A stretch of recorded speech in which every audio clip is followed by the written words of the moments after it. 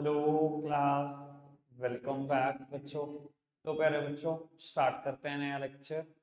बेटा, हमने last lecture में ना एक नया टॉपिक स्टार्ट कर दिया था। हमने डिस्कशन किया था memorandum balance sheet. Memorandum balance sheet में ना बेटा मैंने एक बात बता दी थी। मेमोरेंडम बैलेंस शीट और बैलेंस शीट में सिर्फ इसी चीज का एक अंतर होता है कि memorandum balance sheet incomplete info देती है। अगर वो लाइबिलिटी साइड इनकम्प्लीट इन्फो तो हम लिख देंगे सन्ड्री लाइबिलिटीज, और एसेट साइड हो तो लिख देंगे सन्ड्री एसेट्स। बेटा, एक और बात भी बताई थी कि जब पहली बार रियलाइज्ड वर्ड इस्तेमाल होगा, समझ लेना वहीं से रियलाइजेशन की बात है। उससे पिछली लाइन तक सारी इंफॉर्मेशन मेमोरेंडम बैलेंस शीट की होगी। कल मैंने एक एग्जांपल भी दिखाया था आपको, कर एक दो एग्जांपल की बात और भी करी थी कि ये क्वेश्चन देखो आप। ए बी सी पार्टनर हैं, ए की कैपिटल इतनी, बी की इतनी, सी ने फर्म के इतने पैसे देने हैं, लायबिलिटी इतनी, the asset of the firm realised at, बस यानी कि यहां तक की सारी इंफॉर्मेशन बैलेंस शीट है। जब पहली बार रियलाइज टर्म इस्तेमाल हो जाएगी, समझ लेना यहां से रियलाइजेशन की बात स्टार्ट हुई, यहां से डिसोल्यूशन एक्चुअली में स्टार्ट हुआ। उससे पहली बात सारी बैलेंस शीट है। ठीक है जी। और कहीं पर भी आप ये चीज देख सकते हो, जैसे कि ये क्वेश्चन भी मैंने आपको दिखाने की कोशिश करी कि यहां तक सारी बात बैलेंस शीट की है। The asset proved to have been undervalued in the last balance sheet and actually realized at this। बस यही बात रियलाइजेशन के, बाकी सारी बातें ऊपर वाली बैलेंस शीट की है। ठीक है जी। अब बेटा ये जो बात है, इस प्रिंसिपल से कुछ डिफर भी क्वेश्चन है, एक आध है ये क्वेश्चन, इसको मैं कर देता हूं।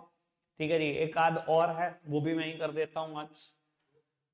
बेटा, इस क्वेश्चन की फ्रेमिंग ना उस बात से थोड़ी सी अलग है जो बात हमने अभी डिस्कस करी कि जब पहली बार रियलाइज टर्म आ जाए, उससे पहले की सारी बातें बैलेंस शीट है। ये फ्रेमिंग थोड़ी सी इन्होंने ट्विस्ट करी क्योंकि बहुत सारे टीचर, बहुत सारे स्टूडेंट इस बात को पकड़ चुके थे। अब इन्होंने फ्रेमिंग कैसे करी, थोड़ा सा पढ़ना। मैं कहता हूं बेसिक इंग्लिश है, अगर बेसिक इंग्लिश भी आती है तब भी ये क्वेश्चन बहुत इजी हो जाएगा। कहता है Priya, Komal and Rakhi were in a partnership sharing profit and losses in the ratio of 2:1। They decided to dissolve the partnership. अभी तक बैलेंस शीट नहीं है, डिसॉल्व कर रहे हैं। On the date of dissolution sundry assets including cash 5,000 amounted to rupee 88,000। Dissolution के दिन sundry assets इतने इतने रुपए की थी, मतलब बैलेंस शीट में ही थी। Assets realized 80,000 included and unrecorded assets which realized at 4,000। Total assets 80,000 रुपए में बिकी, जिसमें एक अनरिकॉर्डेड एसेट्स भी है 4,000 की। यानी कि जो बैलेंस शीट में एसेट्स शो कर रखी है हमने, वो तो 76 की बिकी है ना। सीधी सीधी सो बात यही है। ठीक है जी। अब कंटेंजेंट लायबिलिटी, अब ये बात तो समझ में खैर आई गई होगी कि जहां एसेट्स रियलाइज्ड लिखा है, यहां से लेकर यहां तक की बात रियलाइजेशन की है। बस अभी तक एक बात रियलाइजेशन की है, जो उससे पिछले वाली बात थी वो बैलेंस शीट की है। A contingent liability on account of bill discounted 8,000 was paid by the firm। बेटा पहली बात तो कंटेंजेंट लायबिलिटी बैलेंस शीट में तो कहीं नहीं गई होगी। कंटेंजेंट लायबिलिटी थोड़ी दी जाती है बैलेंस शीट में, वो तो foot note of balance sheet में जाती है। तो ये कोई बैलेंस शीट की इन्फो तो नहीं है।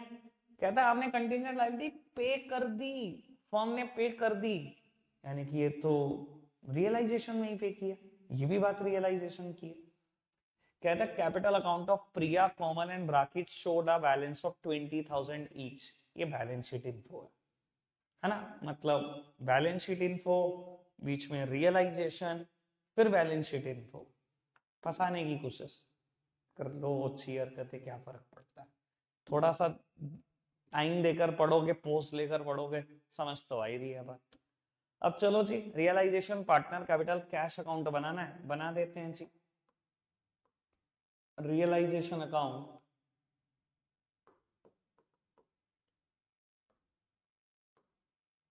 पार्टनर कैपिटल और कैश अकाउंट। अभी पिछली स्लाइड में बेटा मैं बैलेंस शीट भी बनाऊंगा। 3 पार्टनर प्रिया, कोमल, राखी, मैंने नाम के इनिशियली यूज किए हैं, और कैश अकाउंट।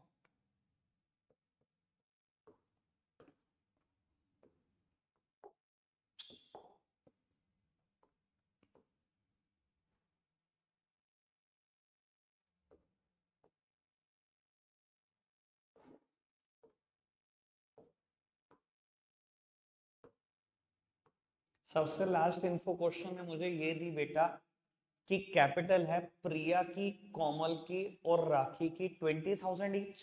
सबसे लास्ट इन्फो यही है, प्रिया, कोमल और राखी की कैपिटल है 20-20 हजार रुपए। सबसे पहली इन्फो ये थी, sundry assets including cash of 5,000 is 88,000। बेटा यानी कि एक तो कैश है मेरे पास 5,000 रुपए का, और इसके अलावा सन्ड्री एसेट्स हैं 83 की, टोटल मिलाकर 88 है। एक बार दोबारा दिखा देता हूं मैं बात आपको। On the date of dissolution, sundry assets including cash 5,000 amounted to rupees 80,000. Total assets 88 के हैं, जिसमें 5,000 का कैश है। कोई दिक्कत तो नहीं। अब जितना टोटल एसेट्स का है उतना ही लाइबिलिटीज का होगा। और यही बात करी थी कि मेमोरेंडम बैलेंस शीट मतलब वो बैलेंस शीट जिसमें आधी अधूरी इन्फो है, वो आधी अधूरी। अब अगर लाइबिलिटी साइड है तो नाम है सन्ड्री लाइबिलिटीज, एसेट साइड होती तो नाम होता सन्ड्री एसेट्स। ठीक है जी, ये बैलेंसिंग फिगर निकाली हमने। ठीक है, अब बाकी क्वेश्चन बहुत आसान है, बाकी क्वेश्चन में कुछ भी नहीं है। लो जी बेटा, कैश का बैलेंस सबसे पहले ब्रॉट डाउन करो, तो balance brought down 5,000, sundry assets लिखो 2, सन्ड्री एसेट्स 83,000। एसेट साइड कहानी खत्म, दो ही चीजें गिवन थी, दोनों खत्म कर दी। पहले लाइबिलिटीज को भी खत्म कर लो, फिर रियलाइजेशन शुरू करते हैं। बाय बैलेंस ब्रॉट डाउन, तीनों पार्टनर की कैपिटल 20-20-20 और सन्ड्री लाइबिलिटीज 28। इतनी बात में तो कोई दिक्कत नहीं होगी। बैलेंस शीट खत्म कर ली। अब बेटा रियलाइजेशन और पेमेंट करो थर्ड पार्टी लाइबिलिटी का। पहले एसेट्स, उसने बताया कि एसेट्स रियलाइज हुई हैं, सॉरी कैश ही लिखना है, एसेट्स रियलाइज हुई हैं 80,000 में, जिसमें एक अनरिकॉर्डेड एसेट्स भी है 4,000 रुपए की। मुझे क्या फर्क पड़ता है, चाहे अनरिकॉर्डेड एसेट्स रियलाइज हुई हो चाहे रिकॉर्डेड एसेट्स, एंट्री सेम ही है, कैश टू रियलाइजेशन। ठीक है ना जी। अगर 80,000 रुपए आए हैं तो रियलाइजेशन में भी दिखाना मत भूलना, सॉरी कैश में भी दिखाना मत भूलना। ठीक है, साइड बदल देना, नाम अकाउंट का लिखना, टू रियलाइजेशन 80,000। ठीक है, इसके बाद क्वेश्चन ने कहा था आपको 8,000 रुपए की एक लाइबिलिटी देनी पड़ी जो कंटिंजेंट लाइबिलिटी थी। ठीक है, रिबिल डिस्काउंट कराया हुआ था, 8,000 रुपए उसके पे करने पड़े। 8,000 अनरिकॉर्डेड लाइबिलिटी के पे करने पड़े, वो दिखा दिया। इसके बारे में कुछ नहीं बोला, नहीं बोला तो क्या, पार वैल्यू। ठीक है जी, ये भी तो रिकॉर्ड हो गई होगा, टू कैश अकाउंट, ये भी चला गया पार वैल्यू पर। ठीक है, अब बेटा ये दोनों चले जाएंगे कैश अकाउंट में बाय रियलाइजेशन के नाम से 36,000। ठीक है, बाकी क्वेश्चन हो ही जाएगा। अब इस तरफ का बैलेंस है 108 और इस तरफ का टोटल देख लो 119 है शायद। बस अब कर लेना, जो भी रियलाइजेशन में लॉस दिखाई दे रहा है 11,000 का, एक तो वो बांट लो। ठीक है, पार्टनर कैपिटल में ले जाओ, टू बैंक बाय बैंक जो भी आता है चिपकाओ, मतलब टू कैश बाय कैश जो भी आता है चिपकाओ, कैश का टोटल मिल ही जाएगा। ठीक है, अब क्वेश्चन मैंने लगभग आखिरी तक पहुंचा दिया।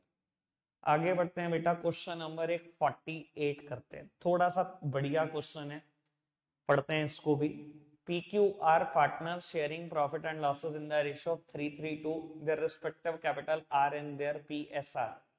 ठीक है जी, जो भी इनके कैपिटल है PSR में है। ऑन 1 अप्रैल 23 टोटल कैपिटल दी हुई है फर्म की और balance of general reserve 80,000 and 20,000 respectively.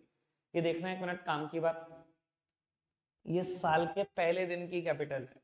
ठीक है जी, साल के पहले दिन फर्म की टोटल कैपिटल दी हुई है 80,000 और PSR में बटी हुई है, यानी कि 30-30-20, 30,000 30,000 20,000, लेकिन ये साल के पहले दिन की है। ड्यूरिंग द ईयर 23-24 फर्म ने 28,000 का प्रॉफिट भी कमाया before charging interest on capital. Drawings भी है पार्टनर की कुछ और कुछ लाइबिलिटीज भी हैं। On this date they decided to dissolve the firm and the assets realised at this and that amount, और रियलाइजेशन के खर्चे भी। बेटा सिर्फ यही बात रियलाइजेशन की है। ठीक है जी, बाकी सारी बात बैलेंस शीट की है। अब आप थोड़ा सा आराम से समझ पा रहे हो, 31 मार्च 24 को लाइबिलिटी बताई और उसने कहा on this date they decided to dissolve the firm.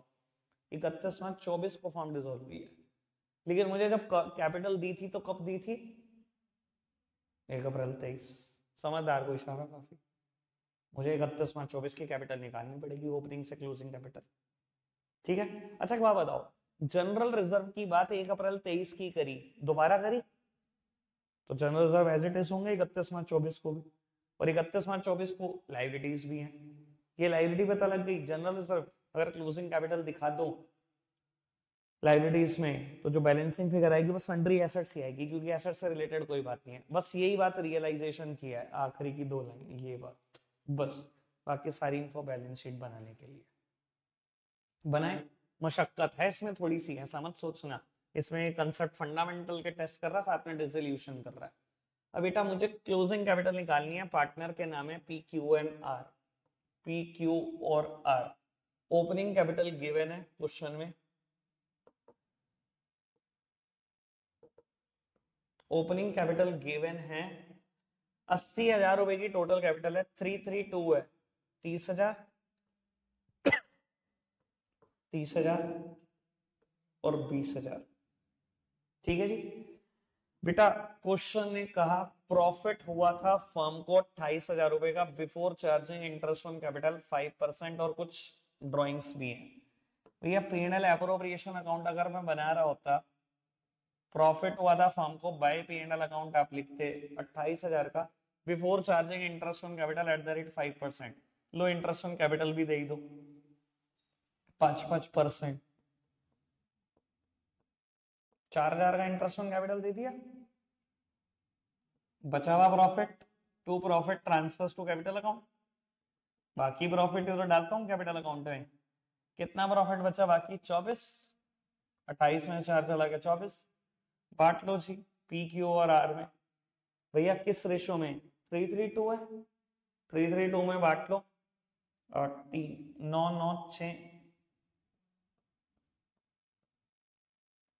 ठीक है, अब ये देखो ओपनिंग कैपिटल से जब मैं क्लोजिंग कैपिटल निकालता हूं, इंटरेस्ट ऑन कैपिटल भी जुड़ जाता है, प्रॉफिट भी जुड़ जाता है, जोड़ दो। इंटरेस्ट ऑन कैपिटल तो ये लिखा हुआ 1500, 1500, 1000, ये लिखा हुआ प्रॉफिट 9,000, 9,000, 6,000। ड्रॉइंग्स माइनस करो जी, ड्रॉइंग्स माइनस करो, 8, 7 और 5,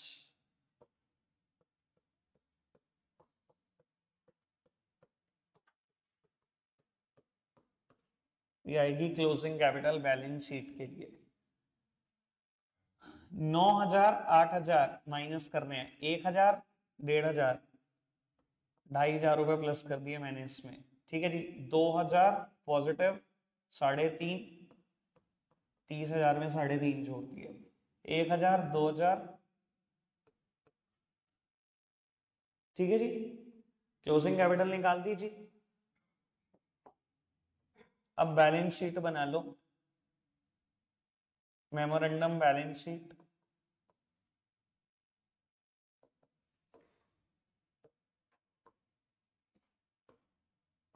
कैपिटल पी क्यू और आर की 32.5, 33.5 और 22।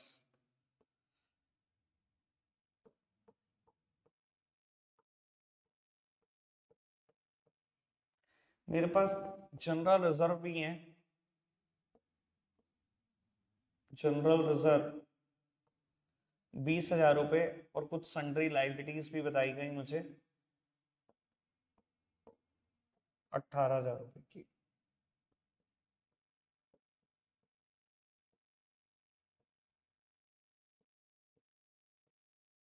एक बार मैं चेक कर लूं, 18,000 की। ठीक है जी, तो सन्ड्री एसेट्स यहां से बैलेंसिंग फिगर आ जाएगी 1,26,000। सन्ड्री एसेट्स यहां से बैलेंसिंग फिगर आ गई। कोई दिक्कत, कोई परेशानी तो नहीं बेटा? अब बना लो जो बनाना है, realisation account, partners capital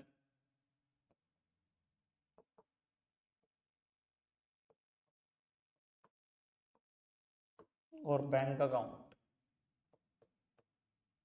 sundry assets 1,26,000 रुपए की, बाय सन्ड्री लाइबिलिटीज 18,000 रुपए की। कैपिटल पी क्यू और आर की चिपकाओ यहां पर।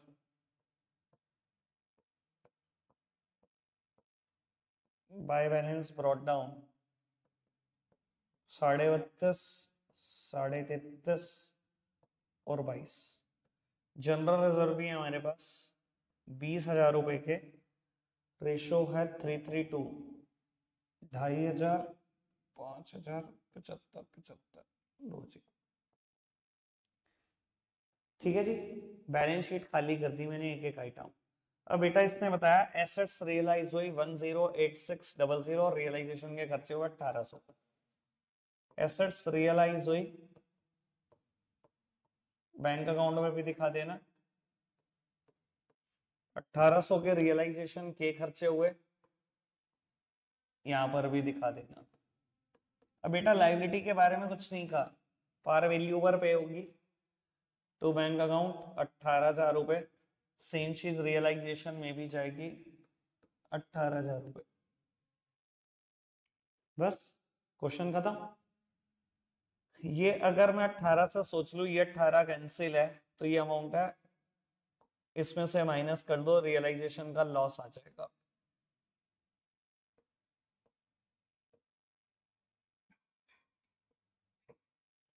₹19,200 रियलाइजेशन का लॉस आ गया। ठीक है जी, 19,200 है ना रेशो।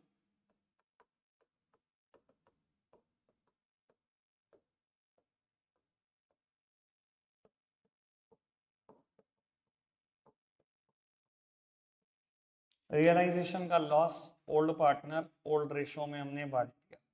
बस जो भी आएगा टू कैश लिखो, सॉरी ये 4800 है, टू बैंक लिखो और ये बैंक अकाउंट में पहुंचा देना, आपका आंसर आ जाएगा। खत्म। अब बेटा जर्नल एंट्री का एक क्वेश्चन कर रहे हैं। अभी कल तक मैं होमवर्क दे चुका हूं आपको क्वेश्चन नंबर 40 तक।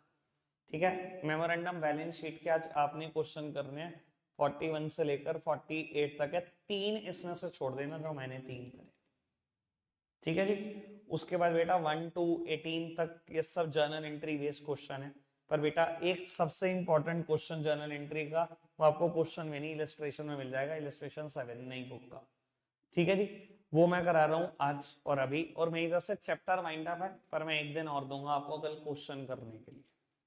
ठीक है, अभी आप 41 से 48 के बीच में जो 5 मैंने छोड़े हैं वो कर लो। एक काम करो, क्वेश्चन 1 to 8 कर लो।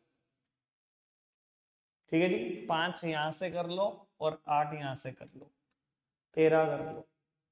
ठीक है, कल बचा हुआ आप पूरा कर देंगे। 10-11 क्वेश्चन कल के लिए रह जाएंगे, 9 से लेकर शायद 18 तक, ये कल कर ले। ठीक है, चैप्टर यहां से वाइंड अप कर। इलस्ट्रेशन नंबर 7 की बात करते हैं। लो आराम से समझो जरा इस चीज को क्या है। बेटा अगर कभी मुझे कहा जाता है रियलाइजेशन एक्सपेंसेस, प्लीज सामने देखना, रियलाइजेशन एक्सपेंसेस 10,000, इसका मतलब क्या होता है बेटा? रियलाइजेशन एक्सपेंसेस में ना हमेशा दो बातें हैं, एक होता है बॉर्न बाय कि खर्चे हैं किसके, और एक है पेड बाय कि पे कौन कर रहा है। अगर दोनों में से एक जगह पर भी फर्म का नाम है ना तो बेटा एंट्री होगी।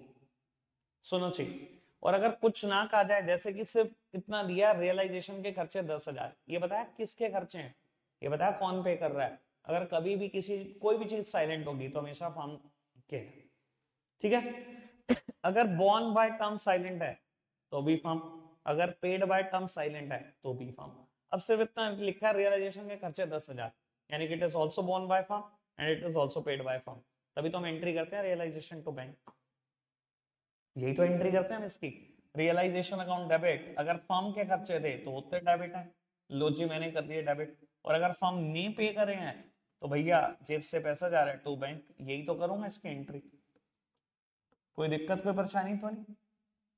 और मैं कहूं realisation expenses 10,000 borne by Mr. A, a partner, but paid by firm, but paid by firm. अगर मैं ये स्टेटमेंट बना दूं तो अब भैया खर्चे हैं किसके, ए के। पे कौन कर रहा है, फर्म। अच्छा पे तो फर्म कर रही है, पे तो फर्म कर रही है, पैसे तो जा ही रहे हैं। अब खर्चे हैं किसके, ए के हैं, ए की कैपिटल घटा दो, बदल गया एंट्री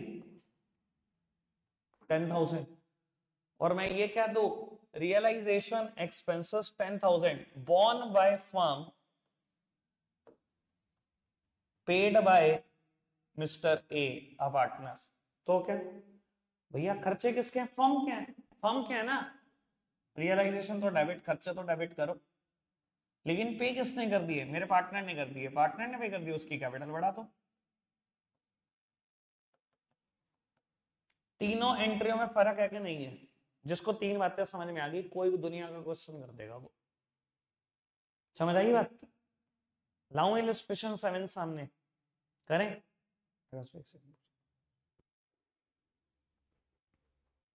बेटा पढ़ना चला, रियलाइजेशन एक्सपेंसेस 10,000, मुझे बताना चाहिए एंट्री क्या होगी। अगर कुछ नहीं बताया किसने बोन करा किसने पे किया, तो सब कुछ किसने किया, फर्म ने किया। अगर फर्म ने पे किया है और फर्म ने बॉन्ड किया है तो एंट्री रियलाइजेशन टू बैंक।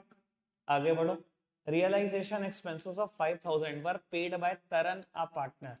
बेटा अच्छा एक बात बताओ, रियलाइजेशन के खर्चे पे किसने करे, तरन ने करे। ये बता किसने बॉन्ड करे, साइलेंट है, मतलब खर्चा है किसके, फर्म के, फर्म के खर्चे हैं। अगर फर्म के खर्चे हैं तो आपको पता क्या होना चाहिए, फर्म के खर्चे हैं, रियलाइजेशन अकाउंट डेबिट। पे किसने करे, तरन ने पे करे, भैया हमें तरन को पे करने पड़ेंगे, तरन की कैपिटल बढ़ा दो। कोई दिक्कत कोई परेशानी तो नहीं, दो बातें डन, पूछना है पूछ लो कुछ, डन। तीसरी, realization expenses of 5,000 were paid by firm on behalf of Madan a partner। 5,000 के खर्चे फर्म ने पे कर दिए, कहता है मदन के बिहाफ पे कर दिए, मतलब खर्चे मदन के थे, तभी तो कह रहा मदन के बिहाफ पे कर दिए, मतलब borne by Madan paid by firm. अगर हमने पे करे हैं तो टू बैंक, हमारी जेब से पैसा तो गया, पर खर्चे थे किसके, मदन के थे, एक पार्टनर के। तो भैया मदन के अगर खर्चे थे, मदन की कैपिटल उड़ा दो, क्योंकि आपने पे कर दिया उसके खर्चों को। ठीक है जी, पर्दा ही पढ़ने में भी ध्यान दे लो यार। Fourth one, Pawan a partner was paid remuneration including expenses of ₹20,000 to carry out dissolution of firm. बेटा पवन एक पार्टनर है जिसको 20,000 रुपए की रेम्यूनरेशन दी है, खर्चों के सहित, जो मर्जी खर्च हो जाए, मैंने 20,000 की रेम्यूनरेशन दी है उसको। ठीक है जी, कहता है एक्चुअल खर्चे 10,000 के हुए, expenses incurred were paid by Pavan. बेटा मैंने कितनी रेम्यूनरेशन दी है पवन को, 20,000, नकद दी होगी नहीं। ठीक है जी, मैंने रेम्यूनरेशन दी, मैंने एंट्री क्या की, रियलाइजेशन अकाउंट डेबिट, दुनिया के सारे खर्चे डेबिट होते हैं जी, कर दिए डेबिट। पवन एक पार्टनर है, नगद तो नहीं दिया होगा, उसकी कैपिटल बढ़ा दी होगी। और जब मैंने बेटा ये 20,000 रुपए दिए तो ये बता के दिए इसमें जो मर्जी खर्चे हो सब आपके हैं, खर्चे समेत है ये। कहते हैं एक्चुअल खर्चे 10,000 के हुए, वो पवन ने दिए, वो पवन अपनी बुक्स में देखे क्या करना है। मैंने तो 20,000 की रेम्यूनरेशन दी, उसमें खर्चे दे दिए तेरे को। तूने खर्चा 1 रुपए करा, 1,000 करा, 10,000 करा, 20,000 करा, चाहे 1,00,000 किया, कोई मतलब नहीं मेरा, मैंने खर्चों सहित 20,000 रुपए दिए। ठीक है, ठीक है, आगे बढ़ो। फिफ्थ वन, डिसोल्यूशन, बहुत कमाल एंट्री है ये। डिसोल्यूशन के खर्चे कितने हैं total, 8,000, out of said expenses 3,000 were to be borne by firm. 8,000 में से 3,000 कौन बोर्न कर रही है, फर्म, मतलब 3,000 खर्चे फर्म के हैं, बाकी रवि के हैं, a partner 8,000 were paid by firm. भैया 3,000 के खर्चे हमारे हैं ना, रियलाइजेशन डेबिट 3,000, बाकी रवि क्या है ना, रवीज कैपिटल अकाउंट डेबिट 5,000, और पे किसने किया, फर्म ने पे किया है ना, तो टू बैंक 8,000। हमने पे कर दिए पूरे 8,000, हमारे खर्चे 3 ही थे, बाकी रवि के थे। ठीक है जी, आगे बढ़ो। रियलाइजेशन के खर्चे 5,000 were to be borne and paid by Karan a partner. खर्चे भी करण के हैं, पे भी करण ने करे, तो मैं क्यों अपनी बुक्स में दिखाऊं? फर्म का नाम एक जगह तो होना चाहिए ना, या तो हमने बॉर्न की हो या पे की हो, वरना भूल जाओ, मैं नहीं रिकॉर्ड करने वाला। ठीक है, आगे बढ़ो जी। Seventh one, Manoj a partner is to carry out dissolution of firm at an agreed remuneration of 10,000। Mohan को का सॉरी मनोज को का डिसोल्यूशन करा दे, रेम्यूनरेशन ले 10,000, realisation to Manoj capital 10,000, simple entry. आगे बढ़े। At one, Dev, a partner, is paid remuneration of 15,000 for dissolution of firm. Their dissolution expenses of 8,000 were paid by firm. बेटा जब मैंने देव को रेम्यूनरेशन दी 15,000 रुपए की डिसोल्यूशन की, क्या मैंने बताया कि खर्चों के सहित दे रहा हूं कि नहीं? जैसे इस पार्ट में बताया, फोर्थ और एट्थ में जमीन आसमान का अंतर है। इसमें जब पार्टनर को मैंने 20,000 की रेम्यूनरेशन दी तो बताया कि खर्चे भी दे रहा हूं, खत्म है कहानी, खर्चे इसके बाद तेरे हैं। ठीक है जी, यहां सिर्फ 15,000 रुपए की रेम्यूनरेशन दी, खर्चों की तो कोई बात नहीं है, यानी कि खर्चे अभी भी फर्म के ही हैं, क्योंकि डिसोल्यूशन के खर्चे एक्चुअली में होते तो फर्म के ही हैं। ठीक है जी, जब 15 की रेम्यूनरेशन दी देव को तो एंट्री क्या करी, realisation to Dev's capital account 15,000, अभी भी खर्चे मेरे हैं, और कहता है खर्चे कितने के हुए, 8,000 के हुए, फर्म ने दिए। क्या ये बताया कौन बॉन्ड करेगा? नहीं बताया, तो पता ही है फर्म ही बॉन्ड करेगी। रियलाइजेशन टू बैंक 8,000, यहाँ दो एंट्री होंगी। ठीक है, फोर्थ और एट पार्ट अगर आप अच्छे से समझ रहे हो तो बेटा बिल्कुल पिक्चर क्रिस्टल क्लियर हो जाएगी। ठीक है ना जी, आगे बढ़ो। Last one, realization expenses of 5,000 were to be borne by Pavit, a partner. However, it is paid by Hitesh, another partner. It was to be recorded in books. अगर मुझे ये ना कहा जाता तो मैं कभी रिकॉर्ड नहीं करता, क्योंकि कोई और पार्टनर बॉर्न कर रहा है, कोई और पार्टनर पे कर रहा है। अगर फर्म का नाम ही नहीं है तो हम रिकॉर्ड क्यों करें भाई? ये जबरदस्ती मुझसे रिकॉर्डिंग की जा रही है, इसकी कोई रिकॉर्डिंग की वजह बैठती नहीं है। बेटा अब क्या हुआ, हितेश बॉर्न कर रहा है, शायद नहीं, 5,000 पवित्र बॉर्न कर रहा है, और पे किसने कर दिया? हितेश ने। भैया अगर हितेश ने पे कर दिए तो उसकी कैपिटल बढ़ा दो, उसको पैसे दिलवा देते हैं। ठीक है जी, और पवित्र के थे घर से, तो बेटा पवित्र की कैपिटल को कम कर दो, पवित्र से पैसे दिलवाते हैं हितेश को, बस कुल मिला के इस एंट्री का मतलब ये 5,000। ठीक है जी, 9th इलस्ट्रेशन जरूर दोबारा अपने हाथ से अपनी कॉपी में कर ले। ठीक है जी, रखते हैं आज के लिए इतना ही है प्यारे बच्चों, बाय बाय।